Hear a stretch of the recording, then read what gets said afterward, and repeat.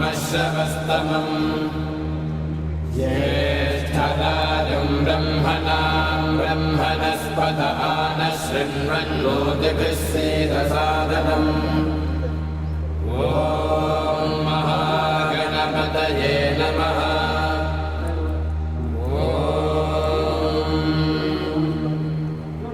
भद्रं कर्णेभिः शृणुयाम देवाः भद्रं पश्येमाक्षभिर्यजत्राः स्थिरैरङ्गैस्तुष्ट्वागुंसस्तनूभिः विषेम देवहितैर्यदायुः स्वस्ति न इन्द्रो वृद्धश्रवाः स्वस्ति नः पूषा विश्ववेदाः स्वस्ति नस्ताक्षो अरिष्टनेमिः स्वस्ति नो बृहस्पतिर्दधातु। ॐ शान्तिः शान्तिः शान्तिः।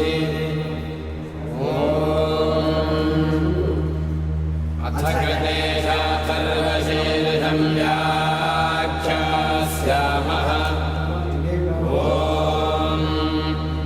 नमस्ते गणपतये त्वमेव प्रत्यक्षं तत्त्वमसि त्वमेव केवलं कर्तासि त्वमेव केवलं धर्तासि त्वमेव केवलं हर्तासि त्वमेव सर्वं कल्पितं ब्रह्मासि त्वं साक्षादात्मासि नित्यं हृदं भस्मि सत्यं भस्मि अवत्वं माम् अवभक्तारम् अवश्रोतारम् अवधातारम् अवधातारम् अपानोजानमवशिष्यम् अवपश्चात्तात् अवपुरस्तात् अवोत्तरात्तात् अवदक्षिणात्तात् अवचोर्ध्वात्तात् अवाधरात्तात् सर्वतो मां पाहि पाहि समन्तात्।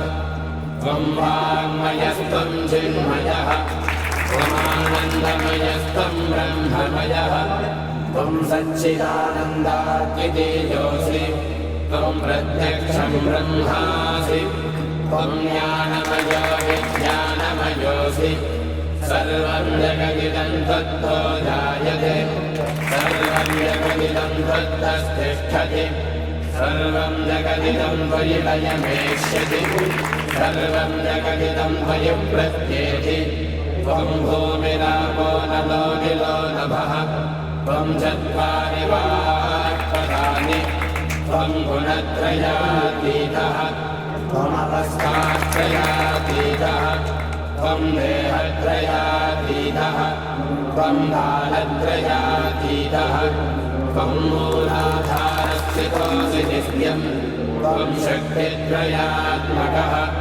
त्वां योगिनो ध्यायन्ति नित्यं त्वं ब्रह्माणि त्वं विष्णुस्त्वं रुद्रस्त्वमिन्द्रस्त्वमग्निस्त्वं वायुस्त्वं